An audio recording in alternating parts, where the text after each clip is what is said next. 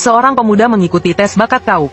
Tak disangka bakatku adalah kelas serabutan yang serba bisa. Aku langsung tersambar petir. Kelas serba bisa adalah kelas paling sampah di dunia ini. Guru menyuruhku untuk tidak putus asa, karena masih ada kesempatan untuk berganti kelas. Teman sekelasku mencemoohku, dan menyuruhku pulang untuk membenturkan kepala ke tahu sampai mati. Aku kebingungan di tengah hujan deras. Seberapa keras pun aku berusaha, bakat ini tidak akan memiliki masa depan. Terpikir adikku di rumah yang rela kerja keras sebagai buruh anak, demi membiayai kuliahku. Aku merasa bersalah padanya. Tiba-tiba, sebuah kotak biru muncul di samping mataku. Informasi sistem telah diaktifkan yang menyala di atasnya membuatku tercengang. Detik berikutnya, sistem otomatis terikat dengan sukses. Kelas ditetapkan sebagai pengelana tanpa kelas. Meskipun begitu, aku masih merasa sedih. Kuharap sistem ini bisa memberiku kejutan. Keesokan harinya, sistem memberiku misi harian. Setiap hari aku hanya perlu berlari dan melakukan 100 sit-up untuk menyelesaikan misi. Setiap kali menyelesaikan misi, aku akan mendapatkan poin atribut sebagai hadiah dari sistem. Poin atribut yang orang lain dapatkan dalam sebulan, bisa kudapatkan hanya dalam setengah hari. Poin atribut yang kudapatkan setiap hari, kualokasikan secara merata ke atributku. Semakin tinggi nilaiku dalam menyelesaikan misi, semakin besar hadiah yang kudapatkan.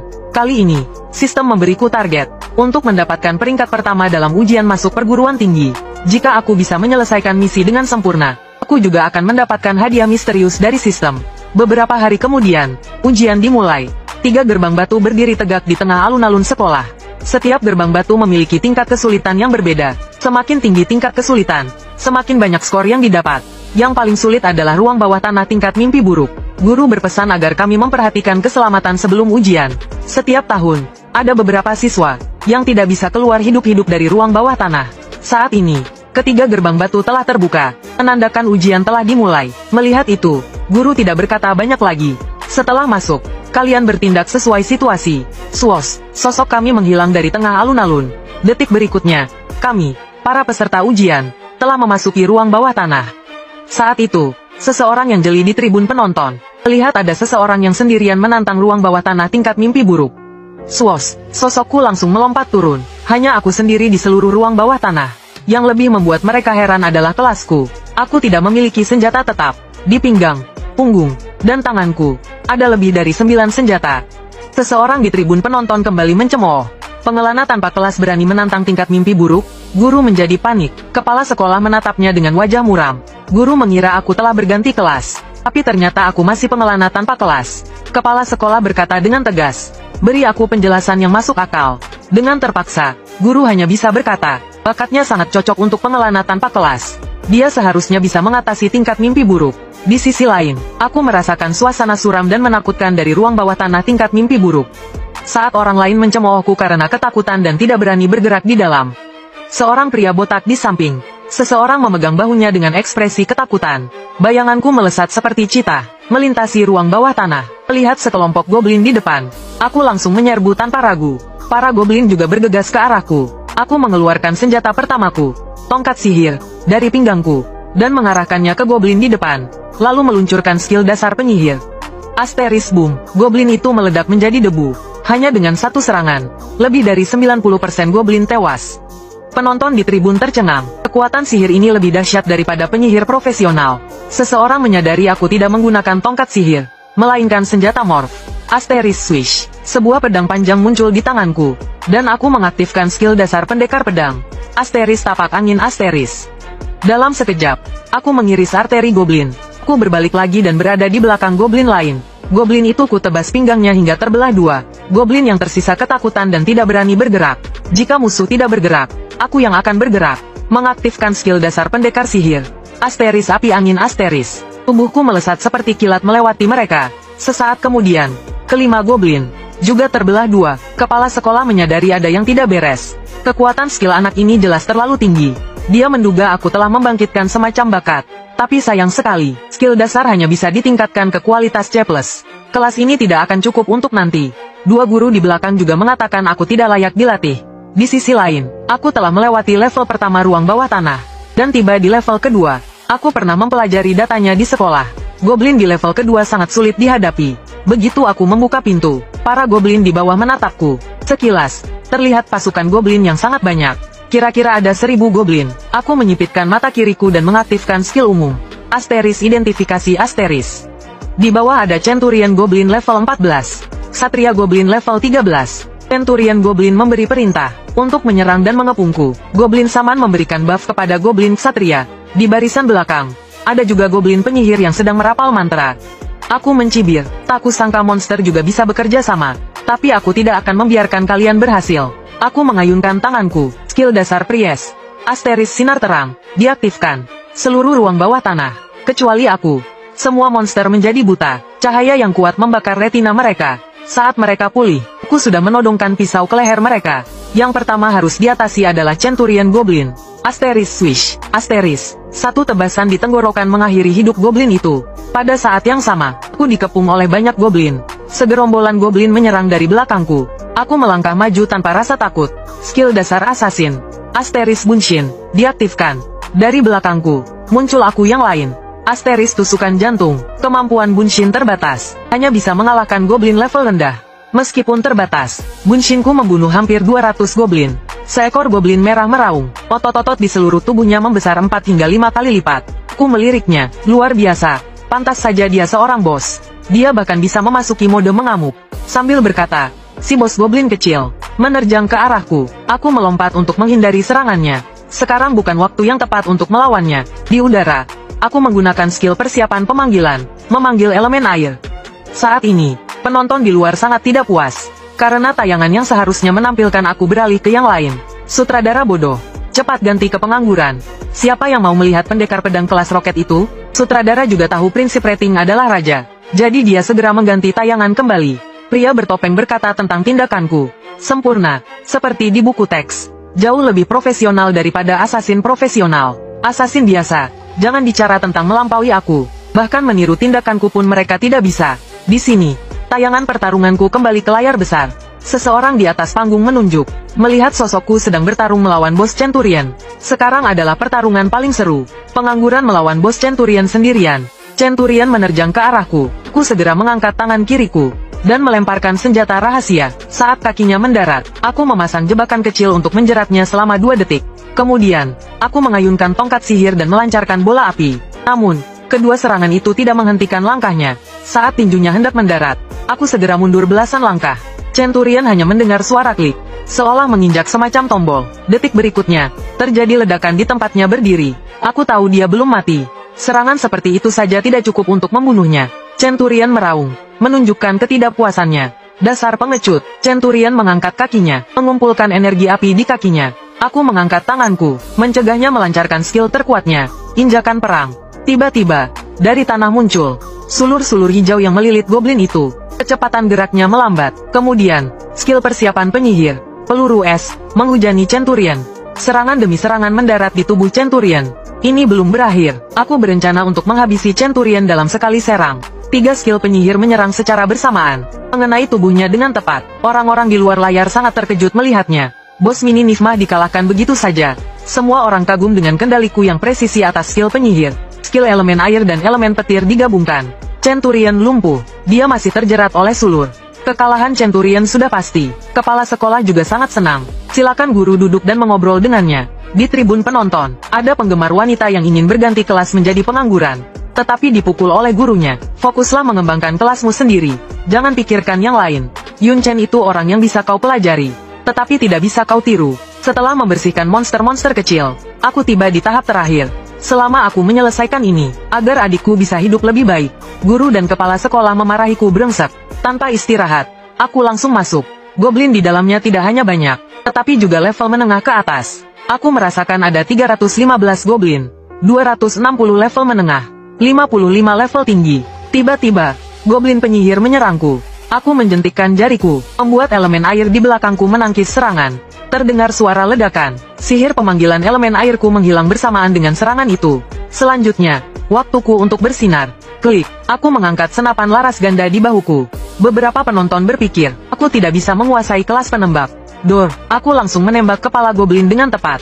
Penggemar wanitaku berdiri memberiku semangat. Orang yang tadi bicara menyadari dia berbicara terlalu cepat. Skill niat membunuh diaktifkan. Setiap lapisan meningkatkan niat membunuh. 2% kecepatan menembak dan bergerak. Beberapa tembakan berturut-turut membuat para goblin panik. Skill penembak jitu. Geser penembak jitu. Diaktifkan. Menghindari serangan sihir. Aku sampai di garis depan. Tiba-tiba berdiri dan menghadap sekelompok besar goblin. Aku menembak secara membabi buta. Dan ada banyak bola api di atasku. Terkena itu bukan lelucon. Aku menghentakkan kakiku, melompat ke langit dan berputar. Aku berputar sambil menembak. Semua goblin di bawah, tanpa terkecuali, terkena tembakan di kepala. 10 menit kemudian, hanya aku yang berdiri di level ini. Penampilanku ditayangkan di layar lebar. Semua orang mengagumi keahlianku menembak. Penggemar wanitaku bertambah banyak. Ada orang yang berteriak ingin memberiku anak. Guru memujiku. Tidak hanya berani tetapi juga cerdas. Saat ini, kedua pistol besi hitamku rusak. Aku terus maju. Aku melempar kedua senjata itu, meninggalkannya di sini selamanya. Kepala sekolah melihat aku hanya menggunakan senjata besi hitam, dan langsung melihat ke arah guru. Sebagai seorang guru, mengapa kau membiarkan muridmu menggunakan barang rongsokan untuk ujian masuk? Dia tahu keluargaku miskin dan kesulitan. Seandainya dia tahu, kepala sekolah akan memberiku 2 senjata bagus. Sekarang aku sampai di ruang terakhir. Jika aku melewati level ini, aku benar-benar nomor 1. Kepala sekolah berhenti bercanda. Bisakah dia mengalahkan bos terakhir dan menjadi juara provinsi? Tergantung pertarungan selanjutnya. Jika Yun Chen bisa menjadi juara provinsi, maka dia akan tercatat dalam sejarah. Tetapi jika dia gagal, itu karena gurunya tidak menyiapkan senjata terbaik, maka karir guru itu akan berakhir. Mendengar ini, guru itu berdoa berkali-kali dalam hati. Ayo semangat. Saat aku melangkah masuk ke ruang terakhir, layar lebar tiba-tiba berkedip, lalu menampilkan gambar seorang pria yang terbunuh. Dan bukan hanya satu orang, tetapi sudah ada belasan korban jiwa. Terlihat beberapa sinar cahaya muncul di lingkaran teleportasi. Banyak orang melarikan diri kembali dengan luka parah. Mereka terlalu fokus pada Yun Chen, dan mengabaikan bahaya ujian masuk perguruan tinggi kali ini. Kepala sekolah memerintahkan kru siaran untuk mengganti gambar. Saat ini, dibutuhkan seseorang untuk membangkitkan semangat. Aku pun sedikit ragu. Monster kali ini terlalu kuat. Ditambah dengan energi yang sudah kukeluarkan sebelumnya, aku mungkin akan kesulitan. Sampai di tempat terdalam, bos, Raja Gore berkata, aku sudah lama menunggumu di sini, penantang. Raja Gore berdiri dengan cepat. Hanya dengan berdiri saja, aura yang dipancarkannya membuatku terkejut. Aku diam-diam menggenggam tombakku. Detik berikutnya, aku melepaskan auraku, dan berkata pada Raja Gore, kau hanya punya waktu 20 detik untuk hidup. Guru berkata dengan lantang. Dia langsung mengaktifkan teknik ledakan darah. Ini terlalu berisiko. Bahkan kepala sekolah pun marah besar setelah melihatnya, dan menyuruh guru untuk mengambil obat penurun tekanan darah. Aku menggunakan tusukan sekejap, langsung menuju jangkauan serangan Raja Gore. Raja Gore berkata, kecepatanmu lumayan, tapi masih terlalu lemah. Dalam sekejap mata, Raja Gore mengayunkan kapaknya ke arahku. Dengan satu tebasan, tubuhku terbelah 2. Semua orang merasa sayang. Kakak Yun dikalahkan hanya dalam satu serangan. Sayang sekali, hanya kepala sekolah yang menyadari rencanaku. Yang tertebas tadi adalah klonku, sedangkan aku yang asli sudah berada di belakangnya. Shoot, tombakku menusuk tubuhnya. Sret, aku meluncur turun dari tulang punggungnya. Raja Gore menoleh dan berkata, manusia licik. Tapi begitu dia selesai bicara, serangan sihirku sudah datang. Keahlian dasar penyihir, cahaya terang, kuarahkan ke matanya. Saat Raja Gore dibutakan oleh cahaya, keahlian tombakku yang sudah kulatih selama 2,5 tahun kutajamkan. Habisi selagi lemah. Tiba-tiba aku melotot, merasa ada yang tidak beres. Karena serangan licikku, Raja Gore masuk ke mode mengamuk lebih awal. Celang, tombakku patah saat menyentuh tubuhnya. Serangan Raja Gore sudah ada di depanku. Boom, tanah tempatku berdiri meledak, menimbulkan banyak debu. Aku mundur, dan menggunakan keahlian dasar, Lilith. Waktu ledakan darah hampir habis. Tersisa 13 detik. Jika terus begini, aku pasti kalah. Di layar lebar, semua orang menatapku dengan cemas. Kepala sekolah melirik guru dengan tajam. Hal yang paling tidak seharusnya muncul dalam pertarungan ini adalah senjata sampah tingkat besi hitam. Jika Yun Chen mati, kau yang bertanggung jawab sepenuhnya. Aku tidak bisa terus membuang waktu. Harus cepat selesai. Aku mengaktifkan keahlian dasar penjelajah, persepsi kelemahan. Tapi saat ku pandangi, dia sama sekali tidak punya titik lemah. Raja Golem menebas dengan kapaknya, tapi aku menghindar dengan cepat. Dia melancarkan serangan beruntun, tapi semuanya ku hindari dengan sempurna. Aku mundur selangkah untuk menjaga jarak. Aku harus menjaga jarak dengannya. Tiba-tiba dia menghentakkan kakinya. Boom, tanah di sekitarnya runtuh. Aku merasa ada yang tidak beres. Tidak hanya keseimbanganku goyah, aku juga harus menangkis serangan Raja Golem. Aku dibanting ke dinding olehnya. Ledakan darah hanya tersisa 9 detik. Para penggemar di luar arena sangat khawatir. Kepala sekolah masih menyalahkan guru, karena tidak memberiku senjata yang lebih baik. Saat tersandar di dinding, aku teringat adikku. Jika aku mati, tidak ada yang akan menjaganya. Saat serangan Raja Golem akan mendarat, Aku mulai bergerak. Keahlian druid prasyarat diaktifkan. Sulur berduri muncul dari tanah. Saat Raja Golem menyerang sulur, aku melihat luka di punggung Raja Golem. Ledakan darah tersisa 3 detik. Aku muncul di belakangnya. Saat Raja Golem berbalik, sulurku bergerak. Sulur mengikat Raja Golem, membuatnya tak bisa bergerak. Semua penonton bersorak untukku. Boom! Api menghantam Raja Golem. Raja Golem tersenyum. Serangan seperti itu tidak cukup untuk membunuhnya. Ledakan darah berakhir. Aku melihat ke tanah di belakangnya. Ada tombak tertancap di sana. Sret! Tubuh Raja Golem tertusuk tombak. Aku senang. Akhirnya aku mengalahkan Raja Golem. Tanganku gemetar karena kelelahan. Suara sistem ujian masuk terdengar. Selamat, Yun Chen. Kamu telah menyelesaikan Dunggeon tingkat mimpi buruk. Dalam waktu 14 menit 47 detik.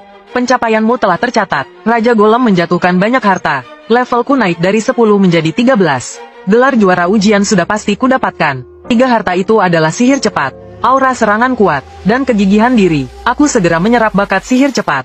3 rumput hijau muncul di dahiku.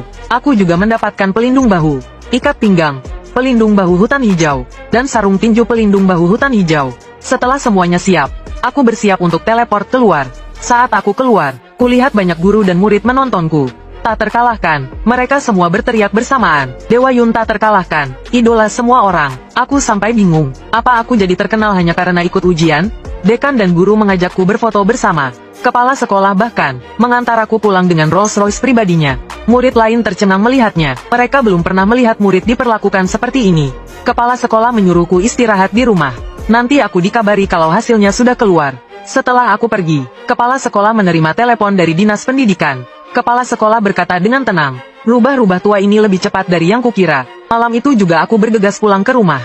Saat makan malam, aku memberitahu adikku bahwa aku lulus ujian dan menjadi juara pertama. Adikku sangat gembira sampai tak bisa berkata-kata. Aku mencubit hidungnya dengan penuh kasih sayang dan berkata, mulai sekarang kita bisa makan enak setiap hari dan tinggal di rumah besar.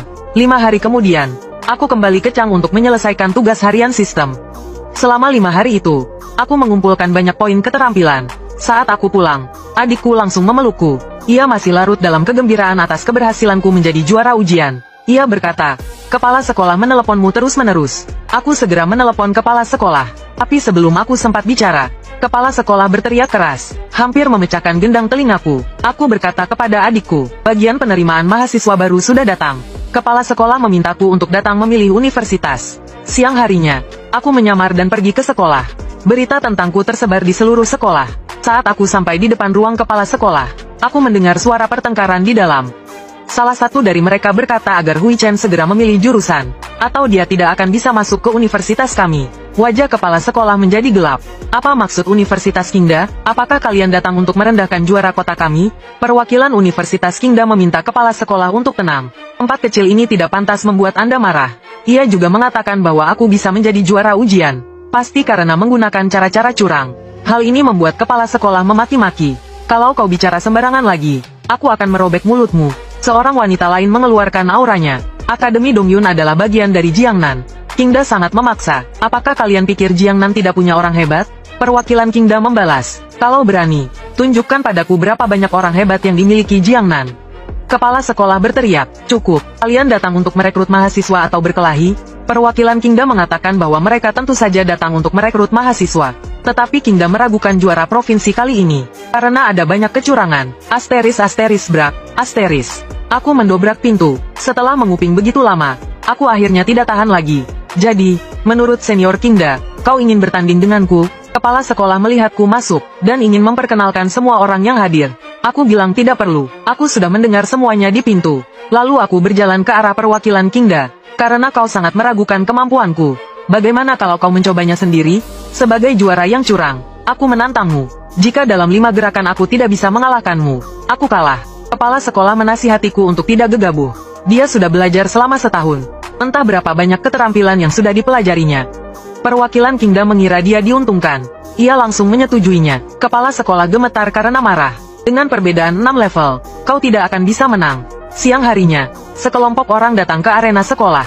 Guru Universitas Qingda membuka suara. Meskipun dianggap menang jika tidak kalah dalam 5 gerakan, tetap saja terasa kurang memuaskan. Siswa Qingda menyatakan bahwa dirinya bisa mengalahkanku dalam 3 gerakan saja. Aku menyuruhnya untuk berhenti banyak bicara, dan segera mulai jika ingin bertarung. Dengan cepat, dia mulai merapalkan mantra. Kekuatan elemen api berkumpul di tongkat sihirnya. Namun, saat dia mengangkat kepalanya, dia mendapati bola apiku sudah lebih dulu mendatanginya. Mau tak mau, dia mengubah sihirnya dan menggunakan perisai sihir untuk bertahan. Saat dia mendongak, dia melihat 6 bola api lagi terbang ke arahnya. 2 bola api besar langsung melahap tubuhnya. Aku menatapnya dengan dingin, tanpa kemampuan. Untuk apa menyombongkan diri? Saat ini, siswa Kingda itu sudah menjadi arang. Aku menginjak punggungnya dengan keras. Hanya seorang siswa Kingda berani lancang di hadapanku. Sang guru sampai melongo kaget. Yun Chen benar-benar bisa melancarkan bola api instan. Total waktunya kurang dari 2 detik. Dekan juga merasa tak percaya. Ini pertama kalinya dia melihat tanpa jeda seperti itu. Beberapa guru menduga mungkin bakatnya telah berevolusi. Kepala penerimaan siswa melotot. Dia menyadari keahlianku bisa berevolusi.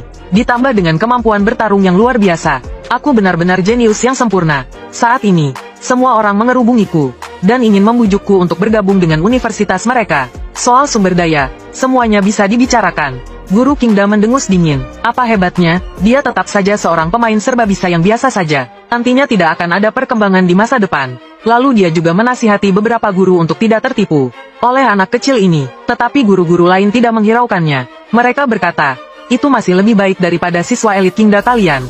Kata-kata itu membuat sang guru kesal dan langsung pergi.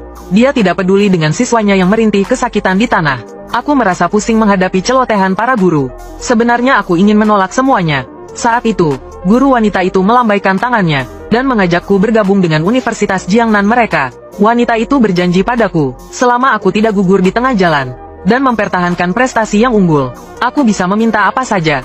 Mereka juga akan membuatkanku senjata payung 1000 mesin yang cocok untuk pemain serba bisa. Hal ini membuat guru-guru yang hadir terkejut. Kali ini, Universitas Jiangnan benar-benar serius. Sepertinya anak kecil bernama Yun Chen ini akan menjadi luar biasa. Mataku melotot. Yang paling kubutuhkan saat ini adalah senjata untuk pemain serba bisa. Aku tidak ragu lagi. Aku memilih Universitas Jiangnan. Sebenarnya ada satu alasan lagi. Universitas Jiangnan ini sangat dekat dengan sekolah. Setelah penerimaan siswa selesai, aku pergi ke taman belakang sekolah. Aku mengaktifkan keahlian kilat dewa. Seketika menghilang dari tempatku berdiri. Dengan sentuhan ringan di ujung kaki, aku sudah berdiri di tengah gazebo sekolah. Beberapa kali aku mengaktifkan keahlian kilat dewa dengan cepat. Berteleportasi terus-menerus di udara. Hanya dalam 30 detik, aku sudah terengah-engah beristirahat di atas pohon. Saat membuka ponsel, aku melihat sekolah dan dinas pendidikan mengirimkan hadiah uang 7 juta. Kupikir aku harus pulang dulu menjenguk adikku. Sekejap, bayanganku menghilang dari tempat itu. Sesampainya di rumah, Universitas Jiangnan sudah mengirimkan senjata untuk pekerjaan penyendiri. Mereka juga menekankan satu hal, agar aku bisa segera menggunakan senjata itu. Sore itu juga aku pergi ke gudang untuk mengambilnya. Aku mengerti maksud mereka, yaitu mereka sangat memperhatikanku. Aku melihat senjata di dalam kotak. Tombak panjang ini bernama pemecah barisan. Sejenis senjata payung multibentuk. Seluruh senjata ini bisa memberikan 3 bentuk, dan daya tembusnya bisa meningkat 35%. Senjata yang sangat bagus. Aku sangat puas dengan senjata ini. Akhirnya aku tidak perlu lagi membawa banyak senjata. Selain itu, orang-orang dari Universitas Jiangnan juga mengirimkan banyak buku keterampilan dasar untuk berbagai pekerjaan. Ini membuat mataku berbinar. Keterampilan ini bagiku sangat berharga. Terakhir, orang itu juga mengirimkan kunci villa dan mobil hadiah dari universitas. Ini adalah perlakuan khusus yang hanya diberikan kepada juara provinsi. Ketika adikku melihat villa ini, dia tidak bisa mempercayai matanya. Aku memintanya untuk tidak terlalu bersemangat. Ini akan menjadi rumah kita mulai sekarang. Saat itu, aku sudah mulai membayangkan kehidupan di Universitas Jiangnan. Hari-hari berikutnya, aku mempelajari keterampilan dasar pekerjaanku dan menyelesaikan tugas harian sistem. Akhirnya, aku membawa adikku bermain ke berbagai taman hiburan. Ini juga semacam perpisahan terakhir. Pada hari terakhir, orang-orang dari Universitas Jiangnan datang menjemputku. Adikku menangis karena tidak rela berpisah denganku. Aku memintanya untuk menjaga diri baik-baik di rumah. Aku meninggalkan uang 5 juta untuk biaya hidup adikku. Jika habis, beritahu aku. Lalu aku berbalik dan tersenyum, bersiap berangkat ke Universitas Jiangnan. Sesampainya di kota Tianan, Provinsi Jiangnan, gerbang Universitas Jiangnan membuatku tercengang untuk beberapa saat. Aku melihat sekeliling, mencari teman sekelas yang hebat sebagai panutan. Saat itu, petugas penerima berkata kepadaku, berikan dia resume mahasiswa baru. Tanpa ragu, aku langsung memberikan resumeku kepadanya. Dia terkejut melihat resumeku. Jadi, kaulah Yun Chen dari kota Dongyun. Begitu petugas penerima itu bersuara, aku langsung menjadi pusat perhatian ratusan pasang mata. Ini membuatku bingung. Sepertinya semua orang memperhatikan diriku. Petugas penerima menyuruhku untuk mengikutinya. Dia akan bertanggung jawab penuh atas proses penerimaanku. Ini membuat banyak orang merasa tidak puas. Inilah perlakuan untuk peringkat pertama. Dalam perjalanan ke asrama, aku memintanya untuk menceritakan tentang akademi ini, sekaligus mencari tahu lebih awal tentang tempat ini. Sekolah ini terbagi menjadi 5 fakultas. Yang terkuat adalah Fakultas Perang. Aku menyambung perkataannya. Aku pernah mendengar tentang 3 fakultas lainnya, tapi yang paling ingin ku masuki adalah Fakultas Perang. Petugas penerima memberiku tatapan mengerti. 80% dari semua siswa baru di sini ingin masuk ke Fakultas Perang, tapi masuk ke sana cukup sulit. Setelah mengobrol beberapa menit, kami berdua tiba di asramaku. Saat melihat asramaku adalah sebuah villa besar, aku terkejut. Petugas penerima tertawa melihat ekspresi terkejutku. Inilah fasilitas istimewa untuk juara provinsi, yang tak bisa dibandingkan dengan orang lain. Aku sedikit malu, jika rumah sebesar ini hanya ditinggali sendiri, mungkin akan bosan setelah beberapa tahun. Kemudian petugas penerima menjelaskan kepadaku, bahwa aku hanya memiliki hak tinggal selama 2 bulan. Jika ada orang di sekolah yang melampauiku, maka aku harus mengosongkan tempat ini. Aku mengerti banyak orang yang mengincarku, termasuk beberapa anak berbakat. Saat itu, mataku memancarkan cahaya biru. Sistem memicu sebuah misi, mempertahankan peringkat pertama di kompetisi siswa baru, akan mendapatkan hadiah tingkat S. Ini membuatku senang, tidak peduli siapa jenius atau anak berbakat itu. Jika tidak suka denganku, silakan maju. Aku, Yun Chen, akan menerima semuanya. Keesokan harinya, di upacara penerimaan siswa baru, semua siswa bersiap. Aku hanya berdiri di sini, dan sudah menarik banyak ketidakpuasan. Ye Anfu dari Fakultas Perang tertawa melihatnya. Sepertinya anak-anak kecil ini bersemangat ya. Xia Qingcheng dari Fakultas Senjata melangkah maju. Itu karena tahun ini datang orang yang luar biasa. Yun Chen, orang itu, aku yang akan mendapatkannya. Ini membuat Ye Anfu terkejut. Kau anggap aku orang tua ini pajangan? Aku juga menginginkan Yun Chen. Lalu, tanpa basa-basi lagi dengan Ye Anfu, ia menghentakkan tongkatnya. Detik berikutnya, sosoknya langsung muncul di depan kami. Ini membuat semua orang terkejut. Fakultas Perang ini benar-benar penuh dengan orang-orang hebat. Aku menatapnya dengan dingin. Aku pernah mendengar tentang Ye Anfu ini. Orang terkuat di fakultas, bahkan di seluruh Jiangnan. Ye Anfu tidak banyak bicara. Ia meminta semua siswa untuk tenang. Pukul 2 siang, semuanya berkumpul di lapangan Nanyun. Ini membuat semua orang sangat bersemangat. Akhirnya mereka bisa menunjukkan kemampuan mereka di sore hari. Pukul 2 siang tiba, semua orang tiba di tempat berkumpul. Di depan mereka ada 3 gerbang batu menuju ruang bawah tanah. Semua orang yang hadir tidak asing dengan ini. Lagi pula, mereka menggunakan ini untuk menentukan nilai ujian masuk. Seseorang berteriak di antara kerumunan. Dia ingin menginjak-injakku. Dugaanku benar. Sebagian besar orang di sini sudah mengincarku. Tapi ini kesempatan bagus untuk melihat para jenius dari berbagai daerah. Penilai mengumumkan bahwa ramuan pemulihan dapat digunakan, dan tidak ada batasan penggunaan. Gerbang terbuka dengan cepat. Kekuatan teleportasi menyebar keluar pintu. Guru memberi isyarat dengan tangannya. Semua orang, bersiaplah untuk masuk ke Dunggeon. Hati-hati. Berikutnya, aku muncul di dalam Dunggeon. Begitu masuk, aku tak sabar untuk bertarung. Aku melesat ke depan. Kepala sekolah melihat layar besar. Kualitas siswa baru tahun ini sangat tinggi. Seorang macinis peringkat 653, bisa solo Dunggeon Nifmah tanpa masalah. Ada juga yang hanya seorang Pries, tapi memilih untuk solo Dunggeon Nifmah. Ini membuat guru mengumpat, si bodoh itu idiot, seorang penyembuh berani solo Dunggeon. Lalu berikutnya, para guru melihat monster menelan Pries tadi. Ini membuat Xia Qingcheng sangat kesal. Tidak punya kemampuan, masih saja sok jago. Ia segera meminta staf untuk menampilkan Cheng Chen. Lalu, saat guru melihat layar besarku, mereka tercengang. Semua monster sudah kuhancurkan berkeping-keping. Para guru hampir melompat dari kursi mereka. Ini sudah memecahkan rekor Dunggeon. Mereka segera berkata, tubuh monster-monster itu hangus seperti arang.